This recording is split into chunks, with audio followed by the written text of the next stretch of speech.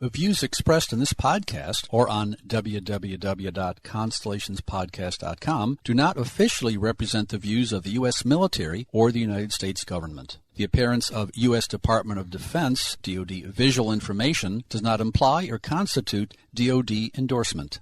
The mention of the U.S. Department of Defense information does not imply or constitute Parallax's Apex program speaking on behalf of the Department of Defense. Welcome to Constellations, the podcast from Kratos, where industry leaders share their thoughts and experience on the future of space business, policy, and opportunity. If you like Constellations, please support us by giving a rating and review on iTunes. And don't forget to share this podcast online to help our community grow. Welcome to Constellations, the podcast from Kratos. My name is John Gilroy, and I'll be your moderator. Today we have two guests. Dr. Kate Gilpin is the Director of Discovery and Engagement at Parallax Advanced Research, and Chris Mather, Senior Consultant. Today, we're going to talk about being an entrepreneur and what tools are available for those unique individuals who want to develop a business relationship with the Department of the Air Force. Both of our guests support the Department of the Air Force Partnership Intermediary Agreement called the Academic Partnership Engagement Experiment, also known as APEX, a little bit easier to pronounce. It's a program that works closely with entrepreneurs and academic researchers to enable more successful small business initiative research, or SBIR, and small business technology transfer, STTR, outcomes. The APEX program is funded by the Department of Air Force to provide free resources to academic researchers and innovators throughout the United States who are interested in applying for funding from the Air Force SBIR and STTR programs. Our guests again are Dr. Kate Gilpin, the Director of Discovery Engagement at Parallax Advanced Research, and Chris Mather, Senior Consultant. Kate, we're going to start off with you. APEX is kind of a unique program for the Department of the Air Force. It's changed the way the Department of the Air Force approaches its SBIR and STTR programs. So how is it different and why? Yes, it has. That's a great question. We understand that you can't pick up the phone and call the Air Force. And so in a lot of ways, APEX, as the partnership intermediary, can help bridge that gap between the university or the small business entrepreneur and the government stakeholders.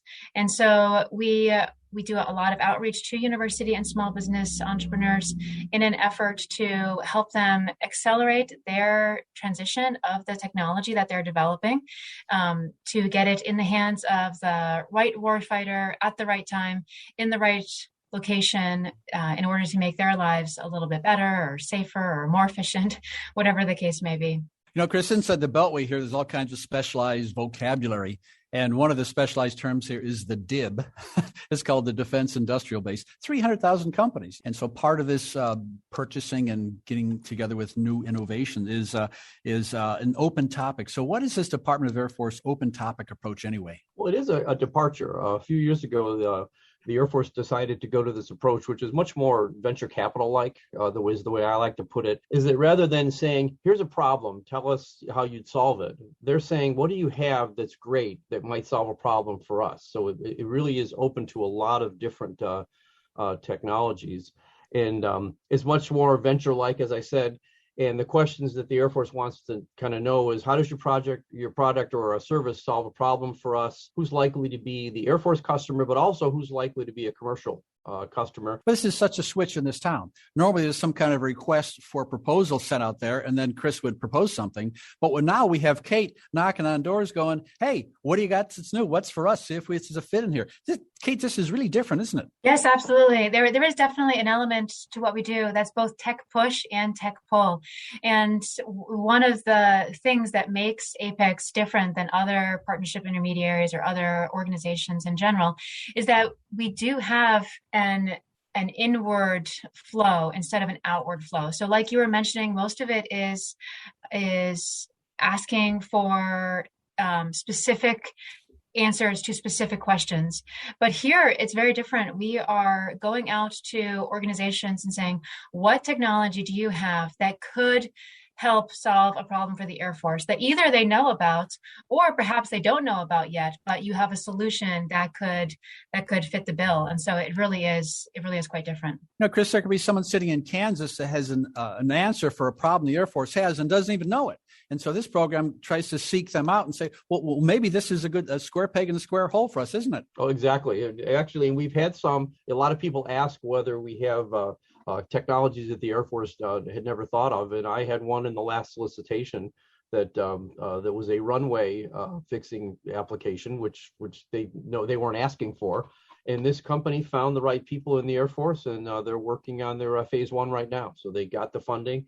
And so now they're at the beginning of a relationship with the Air Force. Chris, we've been doing these interviews for about 4 years. We have listeners in Kansas and Florida and Maine and even in Ohio. And so let's just say, let's say I'm in Ohio, who knows? And I have a really cool product that I think the Department of the Air Force can use or benefit from, So how would I go about understanding who specifically in the Department of the Air Force can benefit from my solution? Well, that is the challenge for sure, because that connection with the Air Force customer is a key element to the program. Before you're likely to get awarded for a phase one, you're going to have spoken to at least one Air Force potential customer and had them say, hey, this sounds like a good idea. As you go further in the program, to go actually even apply for a phase two, you have to get an Air Force sponsor, if you will. So we spend a lot of time helping entrepreneurs with methodologies that they can use to connect to the Air Force. So we try to help them with how they connect. We don't actually provide connections very often, but we more suggest methodologies.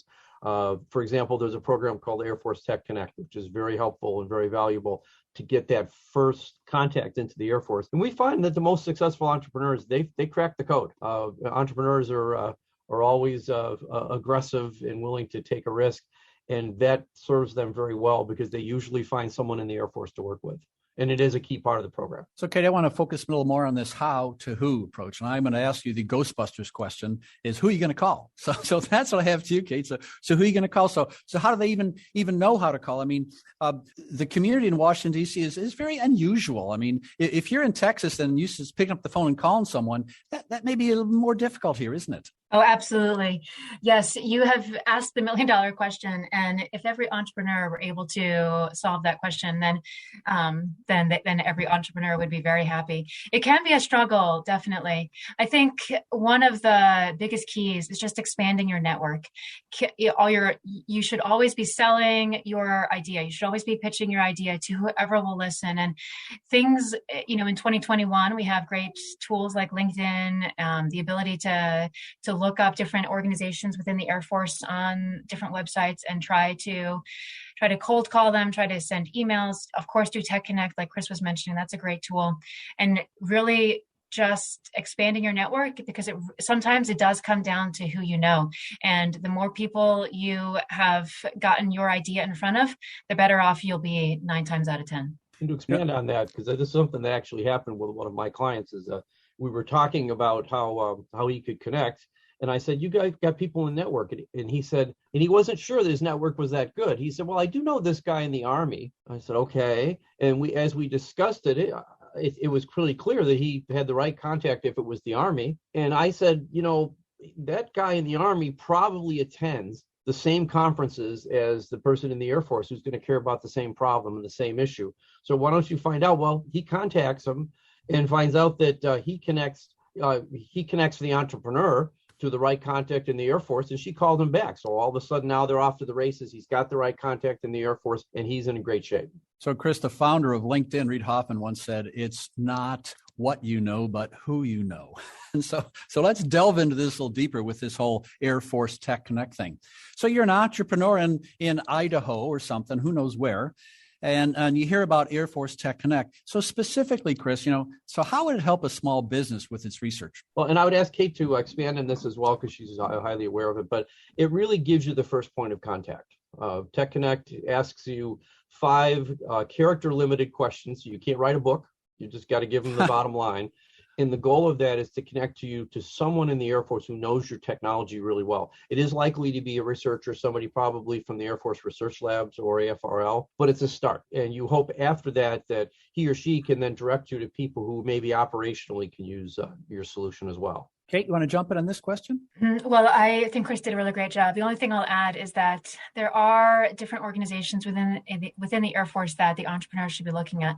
One is AFRL. Like Chris mentioned, Tech Connect frequently will connect you to a technical point of contact within AFRL. And there are AFRL labs around the country. So it's not just in Dayton, Ohio. There are other labs around the country. But there are also organizations called PEOs, and those can also serve the entrepreneur quite well in terms of funding and signing the documents required to obtain a phase 2 within the SBIR program. So I would encourage the entrepreneur to certainly start with Tech Connect, but don't end there. I would say that you have to have broad sites for the organizations you're targeting within the Department of Air Force. You know, Kate, when I've spoken to people at AFRL, it seemed like it's a room full of brainiacs. I mean, it's kind of intimidating. And so I guess you have to really focus on the solution of the problems rather than trying to match them technically, because you're not going to match those folks. They're way smart, aren't they? I think the Air Force has done a great job of being able to recruit and retain high quality talent, of course. And I think that there are a lot of opportunities for the university partners, perhaps that are listening to this podcast, to do summer faculty fellowships or visiting fellowships there as well, because they run really great programs. And it's a way for the technology to find its way elsewhere outside of your lab and to just enhance your collaboration opportunities. And that's really what is a key to success in terms of the SBIR STTR program, and especially with STTR, is the ability to collaborate with other people. She is one of those brainiacs. I noticed. Yeah, I saw her background. In fact, we talked about LinkedIn earlier, and I went to Chris's LinkedIn back. He's got all kinds of startups. I mean, he's worked all kinds of companies grow, and people eventually talk about investment and money when you talk about startups and growing companies. And so, Chris, I got a money question for you here. So why does the Department of the Air Force care about external funding that's been involved in, let's say, my company, or why would they care about my plans to develop my solution? Where do you draw the line here, Chris? And they really do care, and it is a bit of a departure from what people have been used to in the SBIR STTR program historically. If a VC supports a company, that financial support raises the odds of that entrepreneur solution, being successful in the marketplace. Well, that's good for the Air Force because that lowers their risk. They want to be buying products from people who are going to be around, A, and B, who are going to continue on a pathway for commercial development. So that commercial development matters. And that time between when you have a great idea and it can actually gain the funding has had the term valley of death applied to it.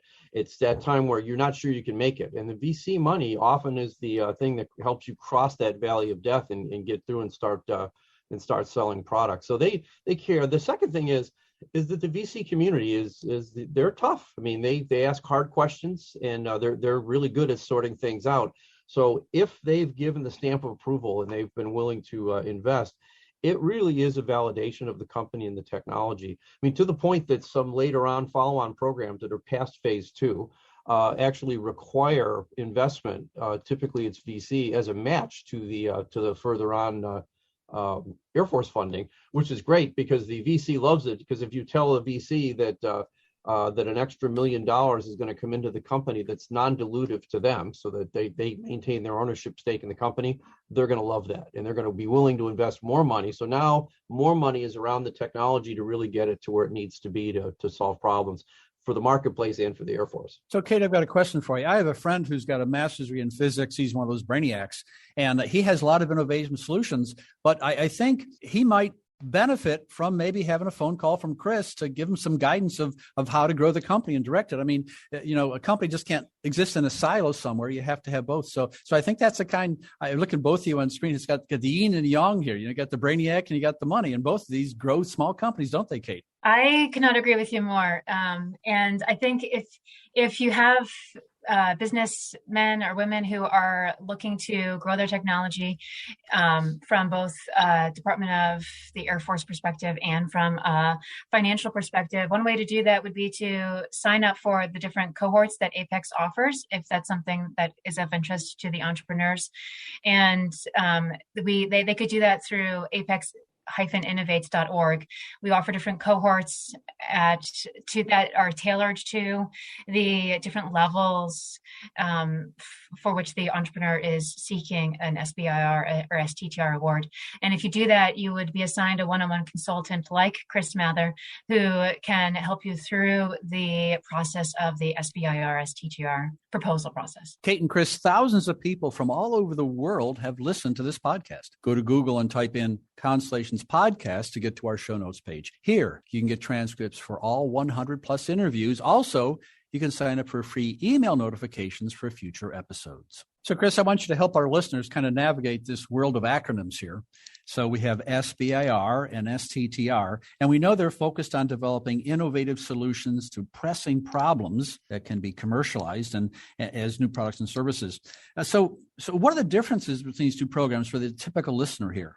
The STTR requires that you have a university or research institute partner. Typically is a university, but doesn't have to be. And they must get 35% of the award and therefore do 35% of the work. SBIR allows you to have universities as contractors, but the relationship is not as tight because it's required in STTR. And that university work can be research, but it could also be the use of testing facilities. We've seen people use student resources, which are usually very smart resources and very cheap. For marketing as well as technical kind of things. As I mentioned, testing resources can be a great way to do it. So, Kate, any comments on Chris's definitions there? You agree? I wholeheartedly agree, yes.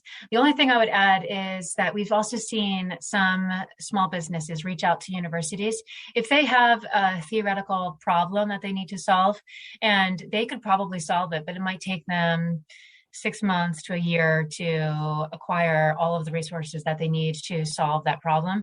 And they go to the university who has a PhD there, who has spent decades of his or her life studying that one problem. They could solve that problem near instantaneously. And that's a real benefit to the small business because it just is such a time savings to them. And it lets them continue on with their technology development, whereas before they might have been stuck for a little while. Right now that I'm working with that he sees himself as a project manager and he needs some software done that he admittedly said, I have no idea how to do this software. So we're working with him to determine a university partner who can do that software, just like Kate said.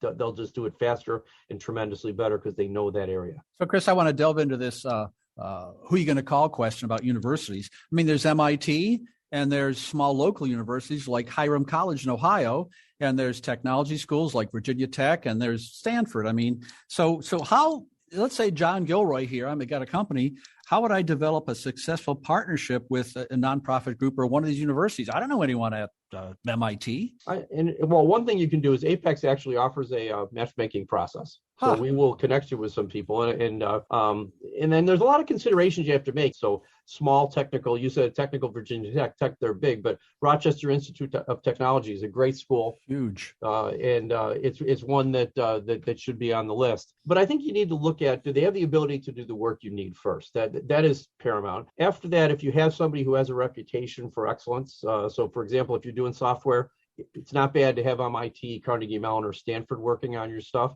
but there's other universities that have niche kind of background. So for example, the school that I went to, WPI, is known as a leader, probably the best in the world in fire protection engineering. So if you had to do that, you might go there.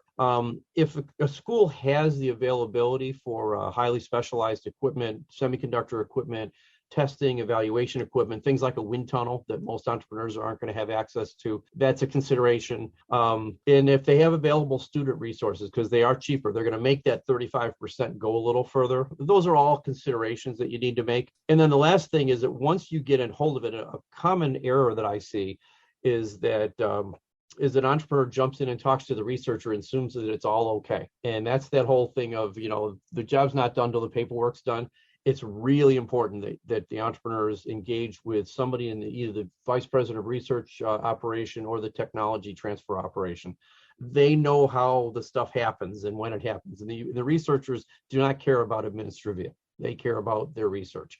So that's one that you really need to get a hold of the tech transfer people, because sometimes if you're on a short clock, they'll say, oh yeah, we can get that done with no problem. And we've also had universities say, we cannot meet that time schedule. Well, that could actually eliminate a university from that consideration in that situation. And so you really need to deal with those people because they really are good. And almost all universities that can do this will have a technology transfer office.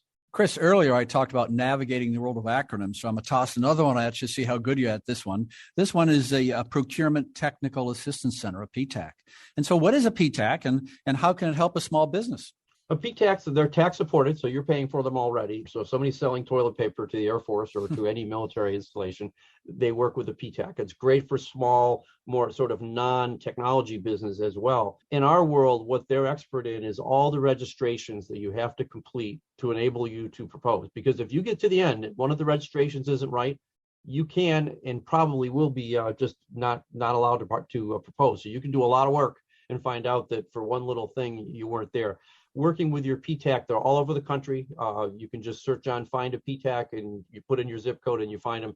We generally refer all those questions to the PTACs because they're just a lot better than we are. It's not what we're great at. We let them do what they're great at. They're a great resource and we're paying for them as taxpayers. So, Kate, I'm going to ask you a question and wrap up the interview, then toss back to Chris. So this is the Constellations Podcast. It's about space and technologies related to space. We usually don't talk about toilet paper, but, every now and then, I guess. So can you share any success stories that maybe companies related with the space sector that maybe you had some success with? To be honest with you, I'm actually going to defer that question to Chris because he's more of the small business guru. Oh, great. Chris, you want to handle that? Well, I give you two, and I'm going to deal with them generically because I don't know if they're willing to share information. But one is a company that I've worked with in the Cleveland area way before Apex even existed. And he was selected for a phase 1 from the National Oceanic and Atmospheric Administration, NOAA. It was still pretty early. He did not get selected for phase 2. And this guy had to go and take a job at university because he had to put his kids through school. And he still kept working on his entrepreneurial dream, but he did it part-time. And an opportunity called Agility Prime, which was focused on UAVs and flying cars and cool stuff like that, came up, and I suggested that he apply for it. Well, then all of a sudden things went great. And he has a technology that is game-changing for the drone and UAV world in terms of range. And he applied for Agility Prime, was selected. He had Ohio State as his university partner, which has worked out really well. He was recently awarded a phase 2. And so a group that had been coaching him before, we all met for dinner to celebrate with him. And I looked and I said, he's now talking to VCs. I fully expect him to be one of those companies that I can say, hey, I knew that guy way back when, because they are going to do well. And this program was a real enabler for him, and it's certainly an enabler for that VC situation. And the other one, it's a husband-wife team that came to Apex through our standard. They were just assigned to me, So Kate's predecessor just said, here, this is one of yours. And what they do is fairly pedestrian. They handle interconnects and make sure that the interconnects are reliable, predictable, and serviceable. Which, and if you think of a car as having electrical issues sometimes, think of an airplane. The risks are higher and there's a lot going on. So that stuff has to work. They were selected also in Agility Prime for a phase 1, and they also were selected for a phase 2. And now they're on their journey. They're going to be selling stuff to the Air Force in commercial aircraft manufacturers. And kind of a nice side note, the CEO of the company, the wife of the husband-wife team, actually got her undergraduate degree in the small upstate New York town where I grew up. So that was kind of a cool thing that we discovered, that this woman from Puerto Rico found herself in one of the lake effect snow capitals of the world, and how she handled it. Dreaming of palm trees too, huh? Yeah. Great. Kate and Chris, this Apex program is quite a twist on the classic public-private partnership. And I think what you both have done is given our listeners really a whole new world of investment. So I think that's been a great interview today. I'd like to thank our guests, Dr. Kate Gilpin, the Director of Discovery and Engagement at Parallax Advanced Research, and Chris Mather, Senior Consultant. Thanks for listening to Constellations, the podcast from Kratos. If you like this interview, please subscribe, tell a friend, and give us a review.